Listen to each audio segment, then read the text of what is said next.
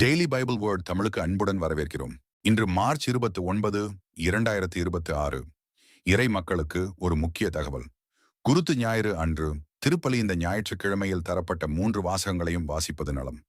ஆனால் ஆண்டவருடைய திருப்பாடுகளின் வரலாறு முக்கியமானதால் அதை ஒருபோதும் விட்டுவிடக்கூடாது. திருக்கூட்டத்தின் நிலைக்கு ஏற்றபடி நற்செய்திக்கு முன் வரும் வாசகங்களில் ஒரு வாசகத்தை மட்டும் வாசிக்கலாம், அல்லது தேவையானால் 2 வாசகங்களையும் விட்டுவிடலாம். மேலும் தேவையானால் திருப்பாடுகளின் குறுகிய வாசகத்தை பயன்படுத்தலாம்.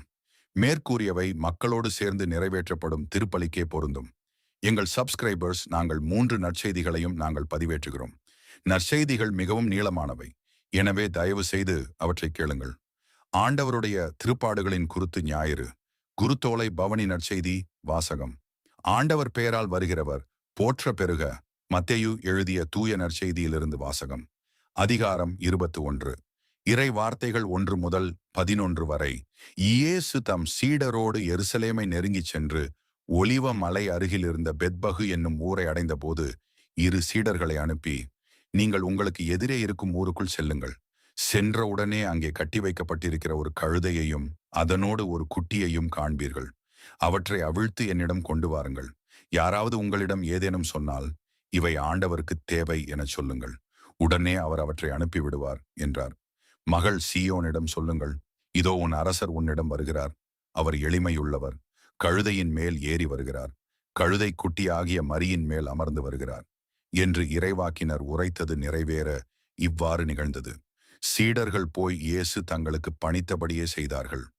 அவர்கள் கழுதையையும் குட்டியையும் ஓட்டிக்கொண்டு வந்து அவற்றின் மேல் தங்கள் மேலுடைகளை போட்டு இயேசுவை அமரச் செய்தார்கள்.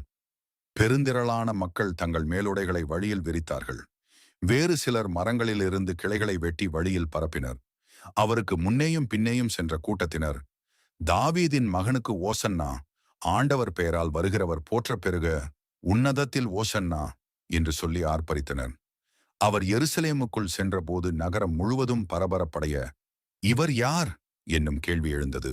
அதற்கு கூட்டத்தினர், இவர் இறைவாக்கினர் இயேசு, கலிலேயாவிலுள்ள நாசரேத்தைச் சேர்ந்தவர் என்று பதிலளித்தனர். இது ஆண்டவரின் அருள்வாக்கு. இறைவா, உமக்கு நன்றி.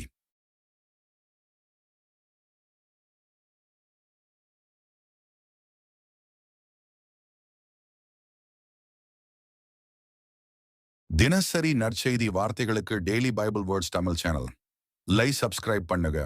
இந்த வீடியோவை லைக் செய்ய